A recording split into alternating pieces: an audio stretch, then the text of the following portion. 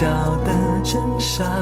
虽然你的心思变化无常，只有我知得住你无天无法，懂你无厘头的话。窗前明月光，依偎你肩膀，举头望明月，低头把你想。月光光，心慌慌，真是花好月圆的好时光。天上的一对，地上的一双，牛郎织女不相忘。天堂再美，美不过你心房。银河也宽不过你胸膛。把你紧紧绑进我的未来，说什么都不肯放。你是我的好时光。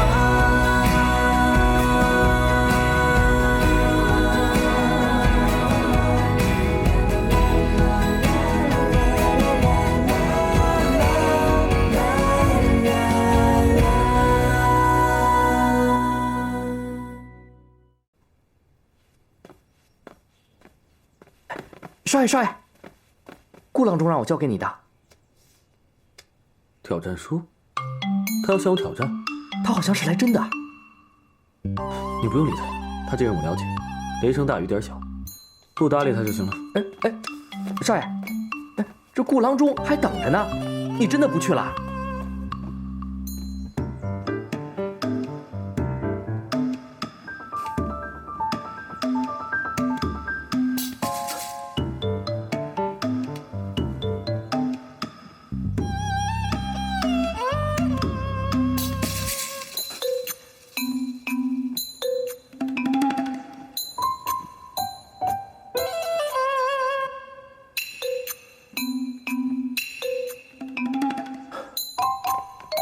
少爷，少爷，顾郎中在风里面吹了好几个时辰了。这袋子有门没关？少爷，你要是不去，他会一直等下去的。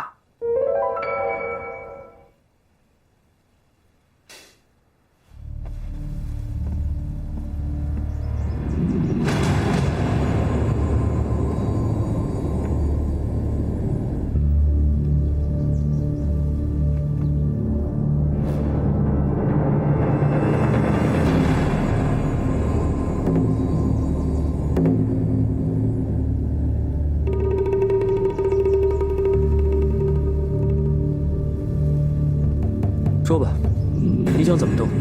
金元宝，你倒行逆施，罪不可赦。我顾长风今日割袍断义，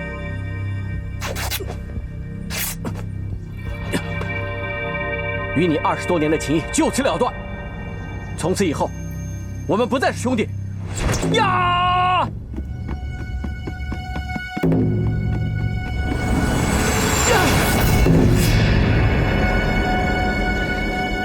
刺啊，怎么不刺？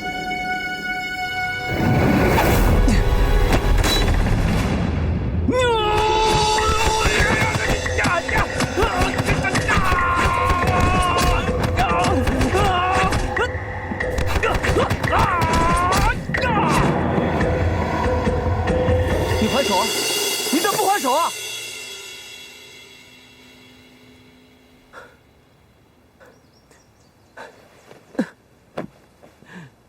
元宝，从小娘就告诉我，说我们是金家的下人，让我处处以你为先。但你从来就没把我当过下人，你说我们是朋友，是兄弟。我记得我7岁那年，我想弄清楚西域麝香的药效，但这种麝香极其珍贵，太后赐给你的香囊就那么一丁点儿，我把它泡在水里。我娘知道以后痛打了我一顿，夫人也责怪我。只有你站在我旁边护着我。你说，再名贵的麝香，那也是身外之物。我还记得我10岁那年，我偷偷的上山去采药，迷了路，崴了脚，回不来了。我娘都急死了，夫人也派人到处去找我，可怎么都找不着我。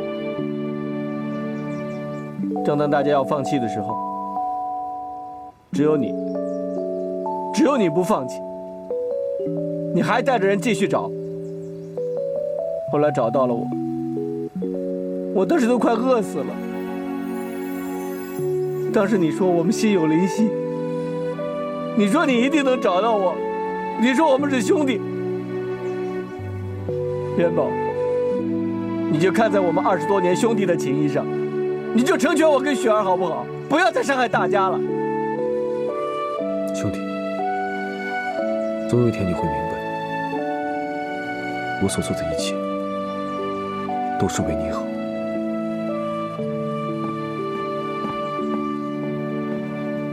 元宝，你个混蛋！你这个混蛋！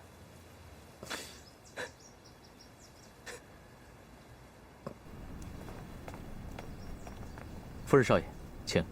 都安排妥当了吗？都已安排妥当，请放心。这次典礼事关重大，不能出半点纰漏的。保证万无一失。嗯，请。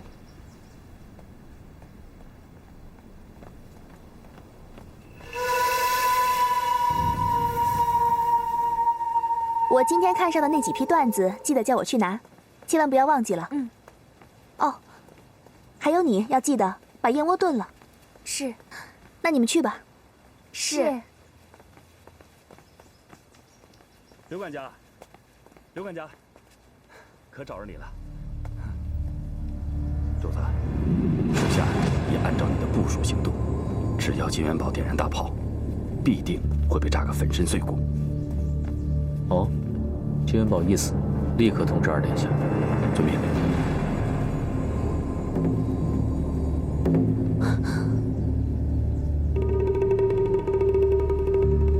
哥哥要炸死元宝哥哥，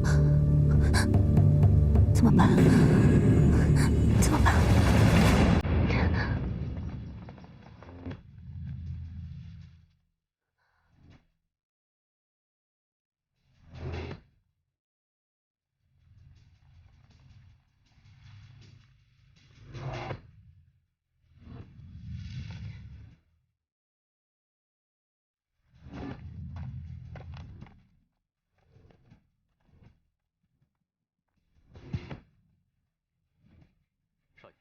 一切准备就绪，可以开始。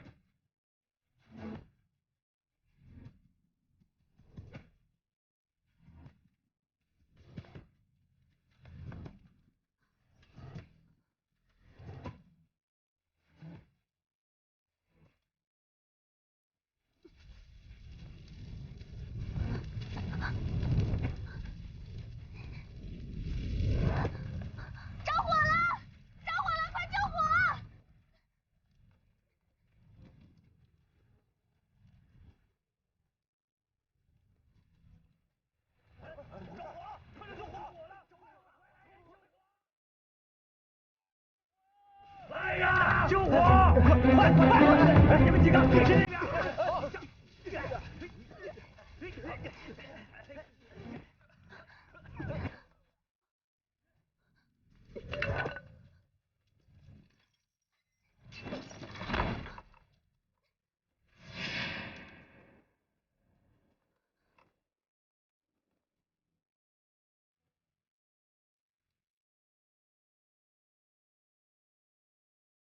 有人要炸死金元宝，金元宝你真是不得人心，这么多人想咒你死。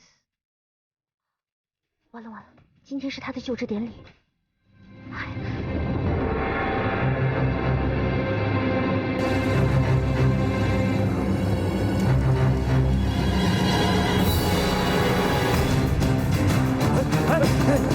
宋夫人，你不是在祠堂吗？怎么出来了？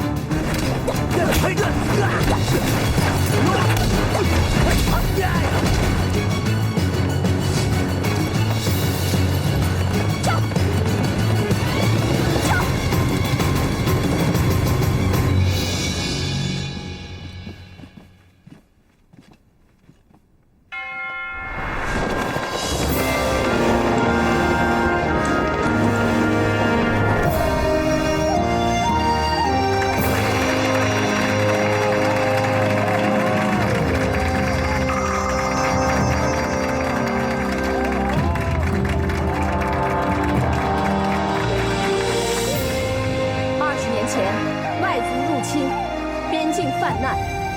御前大将军金大同为国出征，浴血奋战，以身殉国。当初朝中有人提出，我们金家只剩孤儿寡母，力主皇上把我们金家所掌管的军器所收回，另选贤能。当今圣上力排众议，军器所不仅是为国家提供制造军器火器的地方，更是朝廷安稳保家卫国的象征。金将军死了，他的儿子还在，只要这军器所还在我们金府的手里，就不会沦落到奸佞手中，成为窃取国器的帮凶。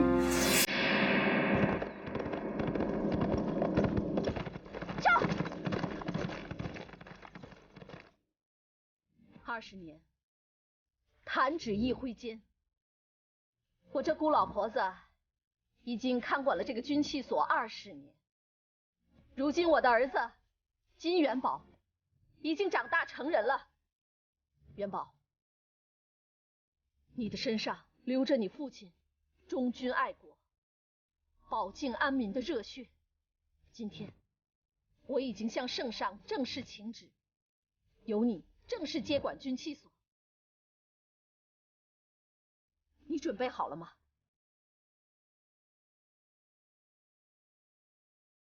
孩儿金元宝必定不负众望，力保军器所，上承皇恩浩荡，下继先父遗志，忠君爱国，至死不渝。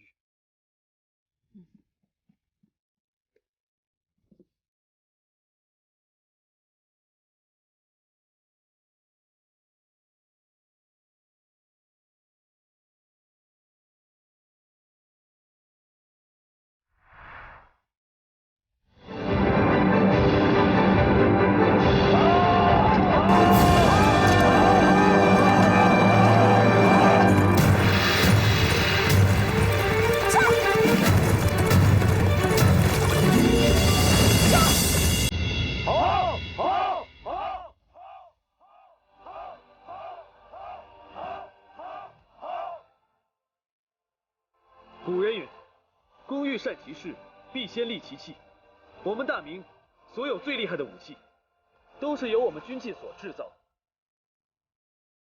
当今圣上将军器所交由我们金家管理，是对我们金家的信任。我们金家一定齐心协力，力保大明江山社稷。万岁！万岁！万岁！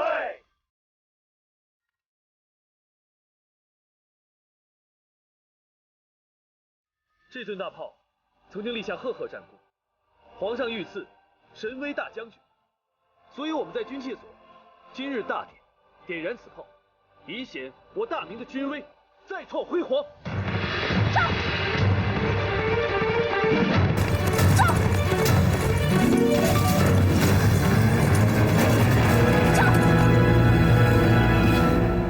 点炮仪式开始。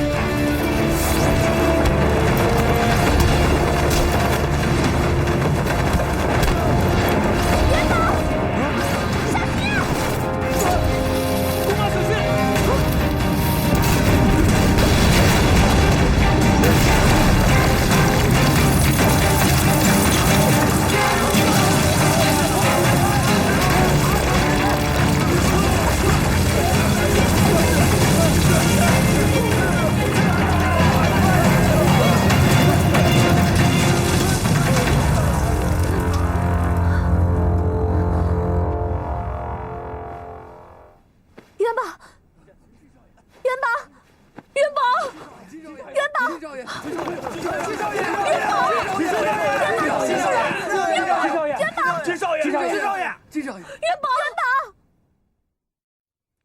元宝啊，你疼不疼啊？你说话呀！你说什么？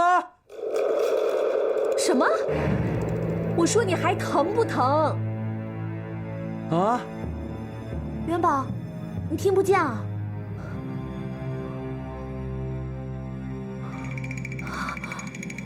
玉衣啊，他这是什么情况啊？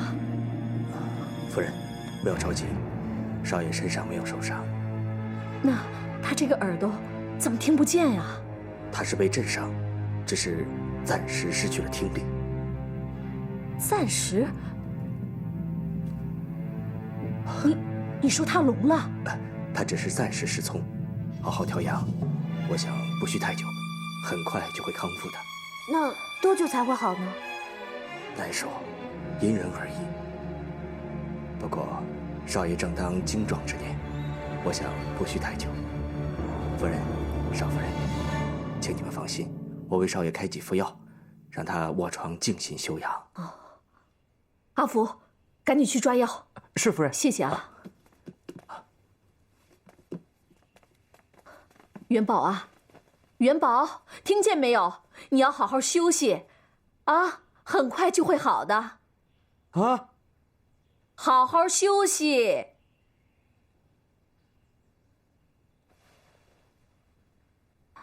啊，这次多亏你了。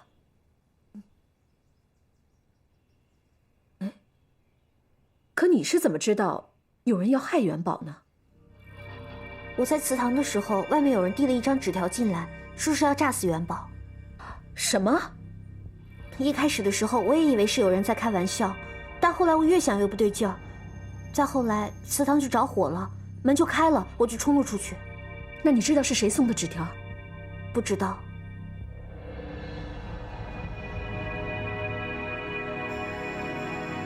你先好好照顾元宝。娘，你放心，我会照顾好元宝。嗯，好。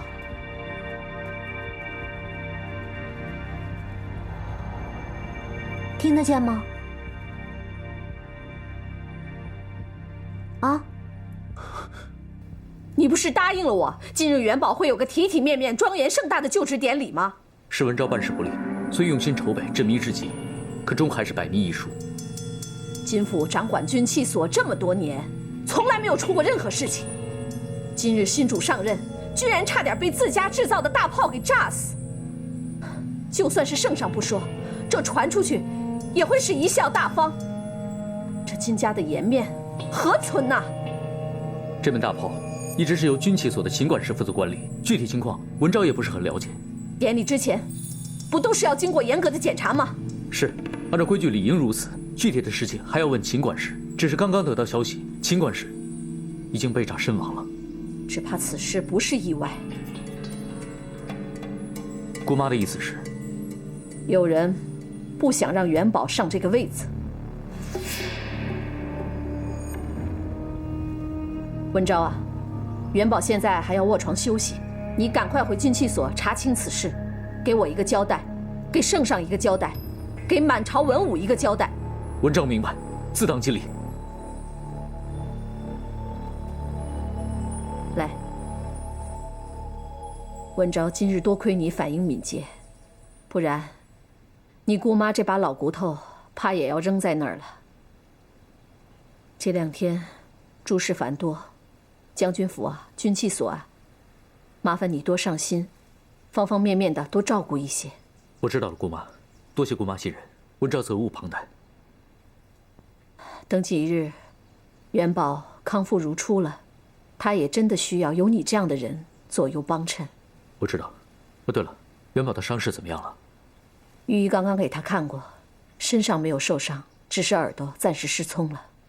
姑妈放心吧，表弟他吉人天相，很快会恢复的。那文昭先告辞了。嗯。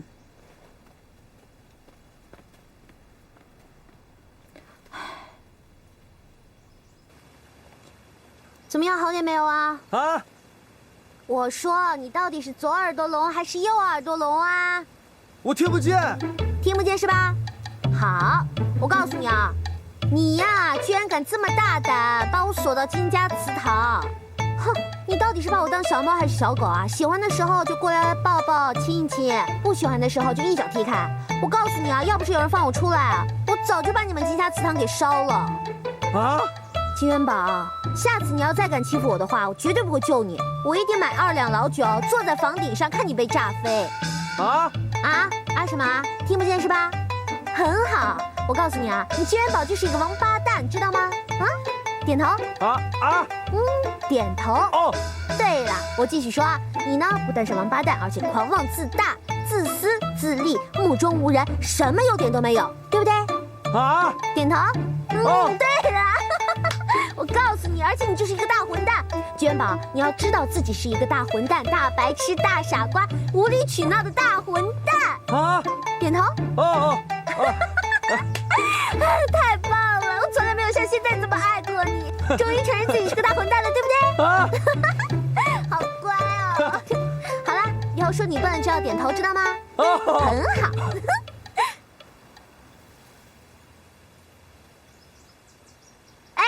阿福，找你白痴少爷是吗？在这儿呢。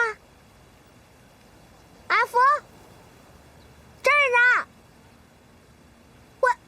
啊！怎么？又遇到一笼子啊！兄弟，我给雪儿姑娘带点吃的，开门吧。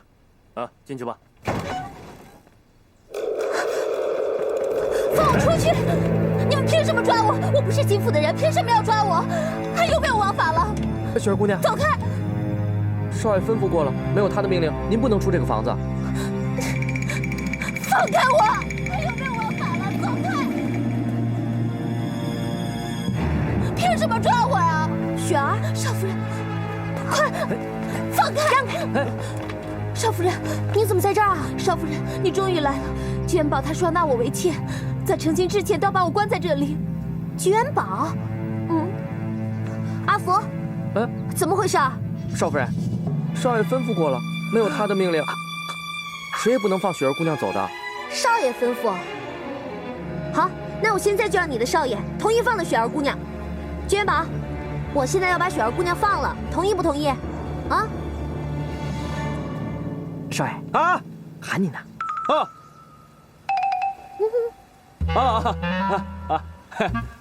真同意了啊！你看，你家少爷都同意放人了，还不赶快放人？既然少爷都同意了，还不放人？雪儿姑娘，请。走。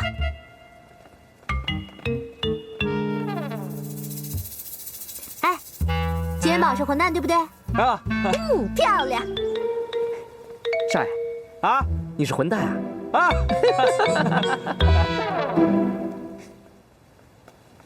长风，长风，雪儿，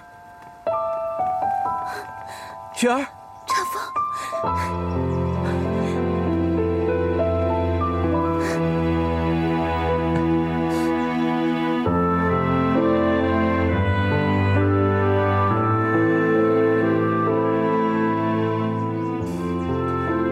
谢天谢地，我总算见到你了。我往后再也不让你离开我了。哎，你这样会把他给勒死的。对了，金元宝呢？我找他算账去。你找他算账也没用，他被炸伤了。啊？什么？炸伤了？我在房间里听到吵吵闹闹。竟然发生这么大的事啊！谁炸的？在哪儿炸的？炸哪儿了？军器所的就职典礼被大炮给炸了。哎呀，都怪我，都是我把金元宝给害了。金元宝被炸跟你有什么关系啊？事情是这样的，昨天晚上呢，我做了个木头小人，一直在诅咒他。我没想害金元宝。我只是心里气不过而已，哪想到竟然会真的出了事。那现在元宝怎么样了？伤得严不严重？我有药。他没事儿，就是耳朵被震坏了。耳朵被震坏了？不是，什么情况啊？严重吗？御医已经看过了，说是暂时性的失聪。谢天谢地，没出大事就好。都怪我，就你这呆子啊，就算给你一台大炮，你也没这本事。是有人在典礼上动了手脚，要害死金元宝。幸亏我去的及时，要不然啊，他现在都已经成渣了。谁想害死金元宝啊？啊，你说我下药就是想吓唬吓唬他，谁呀？我哪知道啊，我还一脑门子官司呢。哦，对了，长风，你现在去给金元宝准备一些治耳朵的药吧。对，我这就去配药去。是你救了他，他把我们害成这样，我怎么能让他就这么糊里糊涂的死掉？再说了，终究是我骗了他。如果这辈子都没有机会告诉他真相的话，我这心里的疙瘩永远都解不开了。你不是说过，找到机会要告诉他的吗？可是前提是必须等你们安全的离开了，我才能跟他说。金府太危险了，早一刻离开，早一分安全。那你跟我们一起走吧。我要是跟你们一起走啊，大家就谁都走不了了。可是，放心吧，我会处理好这里的事，然后安全的离开。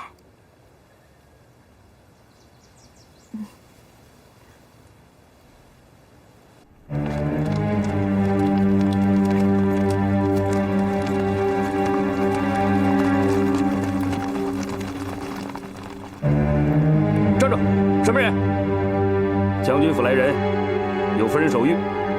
金元宝病重期间，由府内总管暂代掌管军器制造所，即日执行。暂代掌管。对，军器制造所，现在我们说了算。开门。是，开门。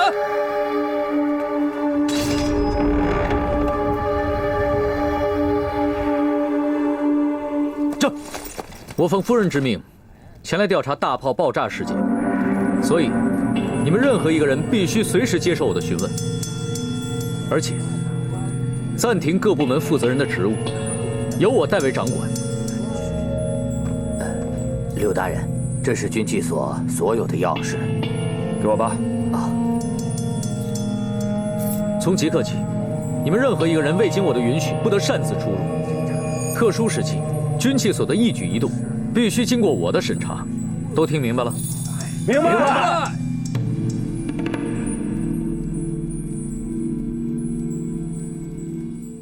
元宝啊，这个针灸呢，对你的耳朵有好处，忍着点啊！啊！我忘记你听不见了，没事啊。他这几天耳朵听不见啊，我倒是落个清净。你说，等到元宝可以听到的时候，他会不会又提纳妾的事情啊？他敢！只要我在金府一天，就绝对不允许有第二个女人在他身边出现。他要是敢有这点小花花肠子，我第一个炸死他。小轩，你太爷们了，那我和雪儿的未来就交给你了，我们今后的幸福就全靠你了，你得负责到底哦，千万别让元宝再想起什么纳妾的事来。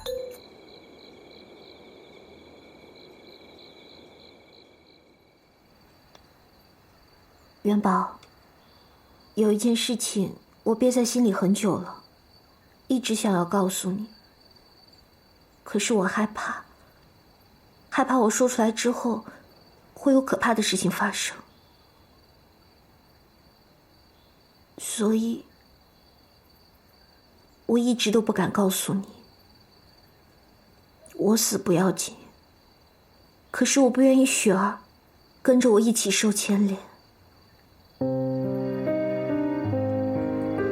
但是我不说，这件事压在我心里太久了，我真的好难受，好难受。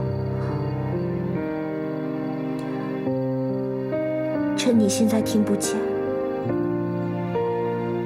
就让我说出来吧。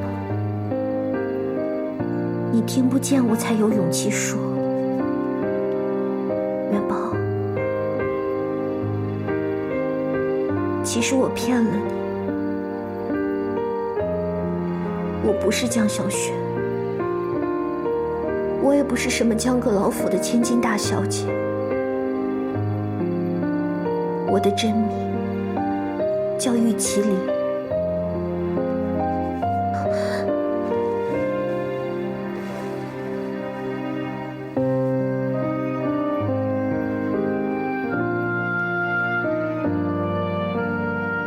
我是生长在峨眉山的丫头，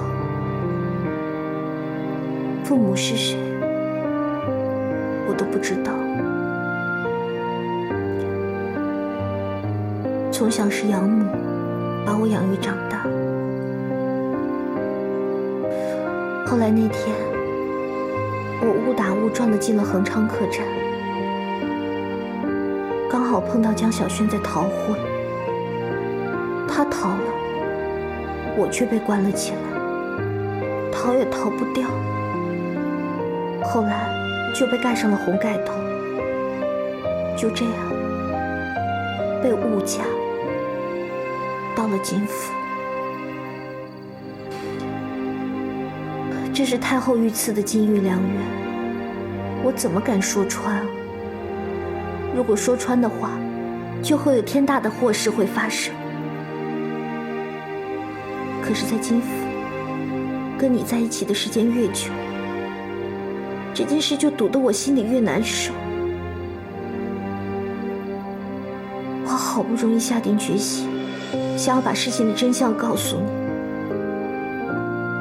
可是那时候天意弄人，偏偏江小轩又阴差阳错地来到了金府。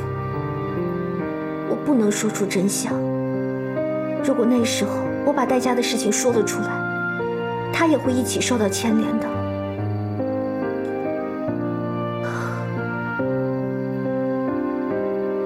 可是这些话憋在我心里，我真的很难受。我一直都在寻找机会，想等小轩离开金府，等他安全了，我再把所有的事情都慢慢的告诉你。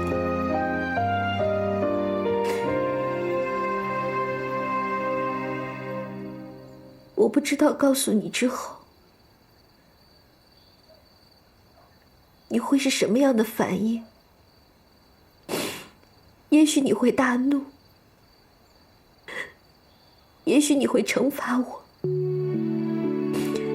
也许我会死。可是这些都不重要。既然这些事情都是我做的，我就不害怕，我就敢承担。但是我唯一害怕的就是你不要我。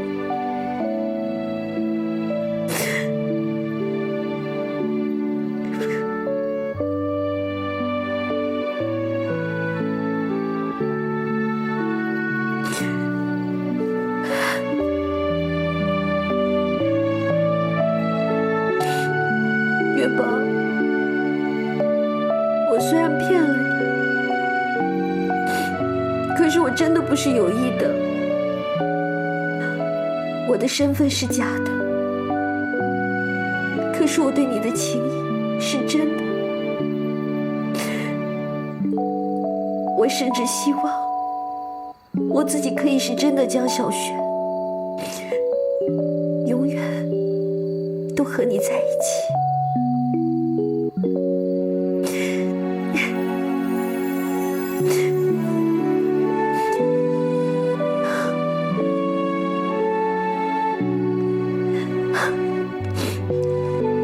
真的是个胆小鬼，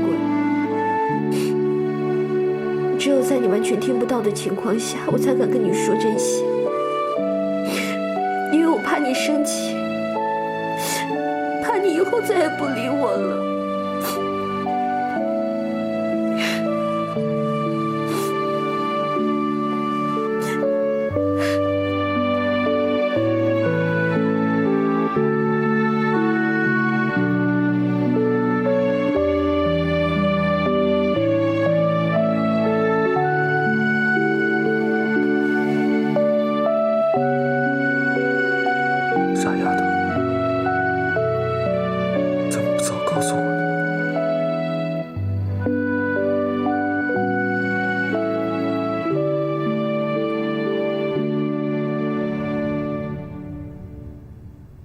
我们的计划如此周详，金元宝却仍然活着。你先起来。谢殿下。殿下，计划在实施过程中确实出了一些问题，谁都没有想到少夫人突然杀了出来。本王早已听闻，这个江家大小姐，先是连闯重重关卡，又是突破重重围困，冲到大炮前救下了金元宝。这个女人的功夫竟然如此了得。属下旁敲侧击地打探过，她从小体弱多病，被逼着练武强身，所以还是会一些武功的。刘文昭，我怎么觉得你还有些事瞒着本王？属下所言句句属实啊。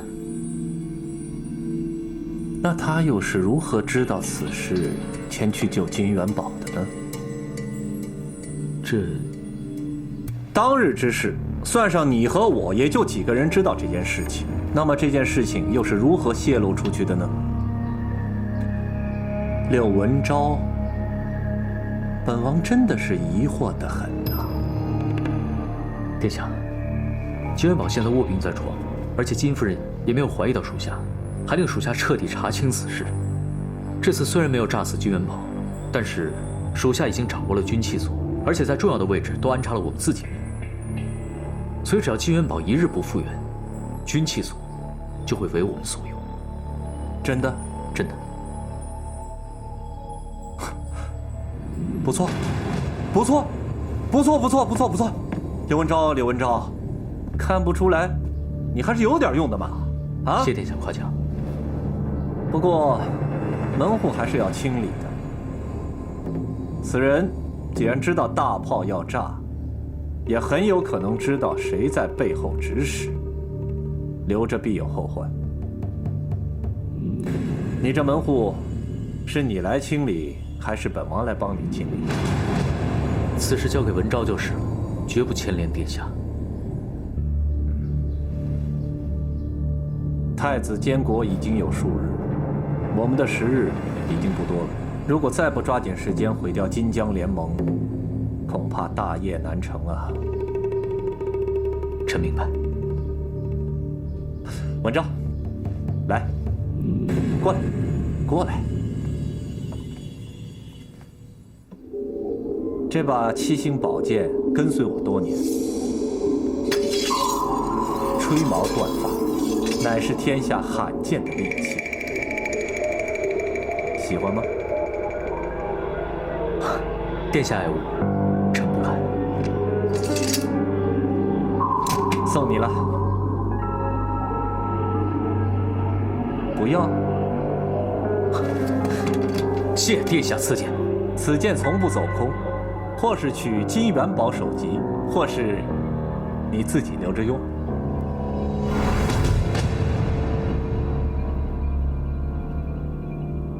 臣明白。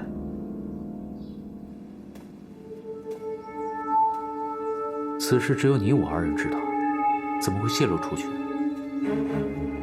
大人莫非怀疑？你有跟其他人泄露过什么吗？绝对没有。阿贵知道清楚，不会跟任何人乱讲的。那就怪了，这消息一定是从府里传出去的，否则少夫人不可能那么快赶到军器所救了金元宝，而给他通风报信和在祠堂里救他的人必定是同一个人。在金府里，有谁有这么大的本事？大人如果不信，阿贵即刻自行了断。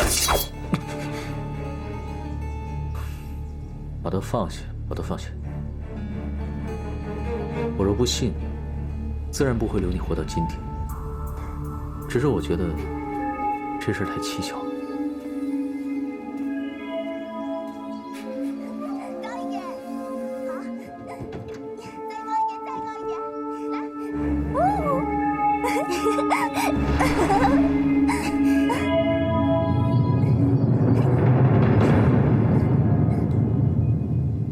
元宝，你知道吗？有的时候我觉得你特别讨厌，甚至把我气的真想一脚把你给踹飞。可是有的时候呢，又觉得你很可爱。哎呀，真是搞不懂。有时候你明明把我气得半死啊，我心里啊还是放不下你。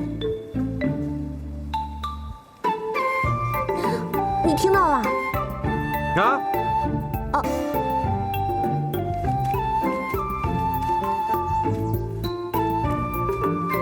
哎，喂，小心啊，地上有石头，别摔倒了。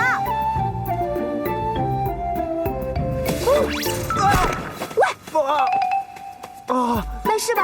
啊！果然还是听不见。来，走了走了。啊！哎呦！真是，叫你不要走，非要走，真没办法。谁让你是个聋子啊？哎，我就说嘛，瞧你那小身板，必须得加强锻炼了。